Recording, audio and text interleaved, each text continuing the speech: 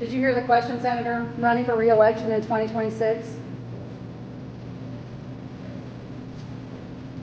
All right, I'm sorry, you all. We're going to need a minute. Hey, by the way, guys, if you're one of the real ones who really enjoy what we do here on the channel, you've got to check out the Inner Circle. This is where our true supporters get exclusive access to content that I just can't share here, completely commercial free. It's also the best way to keep this channel going strong. So if you want to be a part of something special, join us over there. Links in the description or in the pinned comment down below. I think it's very unfortunate that Senator McConnell has chosen to vote against some of President Trump's nominees, considering not a single Democrat voted against any one of Joe Biden's Democrat picks to lead his cabinet. And look at how they all turned out. They were atrocious at their jobs, and they led our country to be much worse off than it was when they took the oath of office. And President Trump has directed or has nominated people that the American people directed him to. These people are outsiders who have not spent decades of their time in Washington, D.C., but have actually worked in the respective fields, these agencies that they will be leading. They have great experience, but it's okay because we expect that these individuals left on the docket are going to get through, and all of President Trump's nominees will be confirmed and will be part of the team to make America great again. Yes, that's right, folks. Nancy Pelosi is already celebrating these moves, desperate to stop the America First movement in its tracks. Now, why do you think that they're trying to do this? By the way, appreciate y'all hitting the like button. Thank you for subscribing to the channel and for sharing this video. But here's where it gets even crazier, guys. Just earlier today, Mitch McConnell and Nancy Pelosi effectively coordinated efforts to take down Trump's pick for Health Secretary RFK Jr. You got to hear this lame excuse that they had for why they're terrified of Trump's cabinet taking shape. Let's roll tape. One very significant defection here in the United States Senate. That was Republican Mitch McConnell, the former GOP leader, someone who just put out a scathing statement about RFK Jr.'s views about the issue of vaccine. I'm going to read you part of it, Pamela. He said that he noted that he's a childhood survivor of polio, and he talked about how vaccines have saved millions of lives around the world. He said that he will not condone the relitigation of proven cures, and neither will millions of Americans. He goes on to say that referring to Robert F. Kennedy Jr., a record of trafficking in dangerous conspiracy theories and eroding trust in public health institutions does not entitle Mr. Kennedy to lead these important efforts, referring to efforts to try to treat illnesses and disease. He goes on to talk about the efforts to try to deliver on vaccines. He says Mr. Kennedy failed to prove he is the best possible person to lead America's largest health agency. So what if billions of your hard-earned tax dollars were funneled into fraudulent schemes and every attempt to stop it was blocked by, I don't know, activist judges?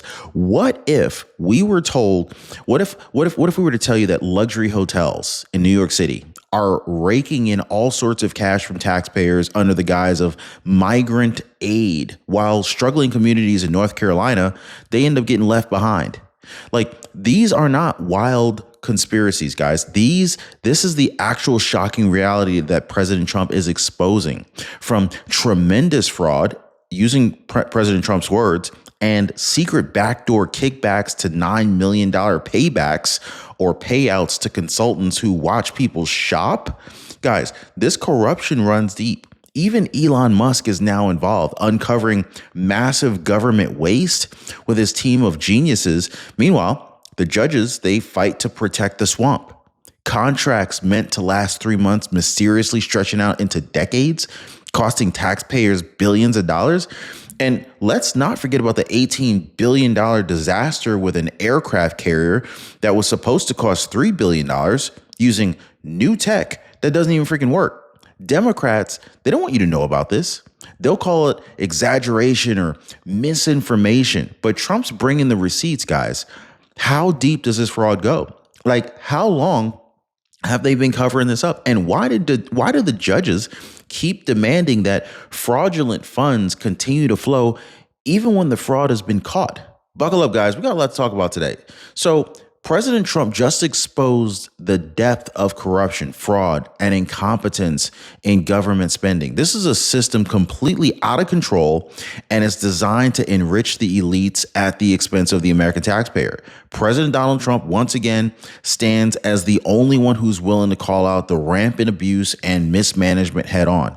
So while Democrats are obsessing over their feelings and the optics and virtue signaling, Trump's out here delivering the hard truth. Billions of dollars are disappearing into fraudulent contracts, kickbacks, and bureaucratic waste. Money, billions and billions of dollars being thrown away illegally, and there's no chance. I mean, I say it in front of our Attorney General. There's no chance that there's not kickbacks or something going on. When you give millions and millions of dollars to somebody that stands to look at something for 15 minutes and walks away with millions of dollars, that money's coming back in some form.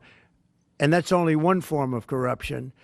The biggest thing is what they do to our country. They're taking massive amounts of money and spending it on items. I went through a list of 200 expenditures that were made, and I found 3 that looked like they were reasonable. Okay, 3. And we'll be talking about that tomorrow. We have a lot of stuff. And I want to commend Elon because he's done a fantastic. He doesn't need this. You know, he's abused by you people every day. He's found more things than anybody could find. I think he's got the credibility to do it. I know he does. And it's his group of people. You know, they started off with 12. I call them 12 geniuses. They started off with 12, and they went to 20 and 25, and now they're up to almost 100. People are joining to help them because there's a massive fraud that's taken place.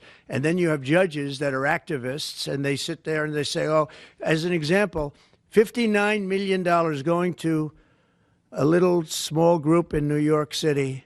You get nothing going to North Carolina to help nothing. They say, we don't have any money. Wow. And guys, he's right. There's no way, think about it.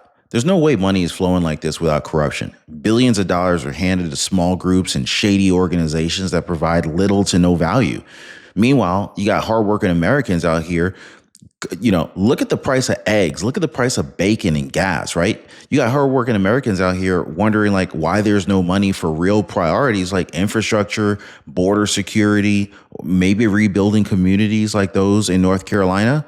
And instead, you got luxury hotels in New York City raking in taxpayer cash to house migrants at sky-high rates. Meanwhile, Americans are out here suffering.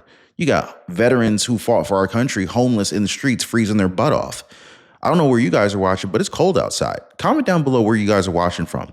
Now, this is the essence of democratic mismanagement, throwing our money at problems without accountability. Then they're crying foul when somebody like Trump tries to rein this thing in.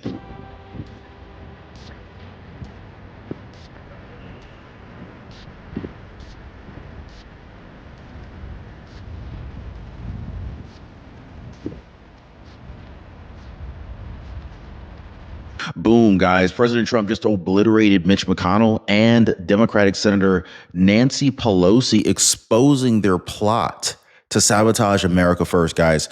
Mitch McConnell and Nancy Pelosi have been quietly working together behind the scenes to crush Trump's return back to the White House. And when we talk about rhinos and radical Democrats teaming up, Nancy Pelosi and Mitch McConnell, they lead the charge, betraying both Republicans and the American people. In fact, in just the past 2 weeks, guys, Mitch McConnell has blocked President Trump's cabinet picks, including Pete Hegseth, Tulsi Gabbard, RFK Jr. Meanwhile, Nancy Pelosi has been openly cheering him on. And if this wasn't bad enough, Mitch McConnell and Nancy Pelosi are both gunning to derail President Trump's confirmed pick of Defense Secretary Kash Patel.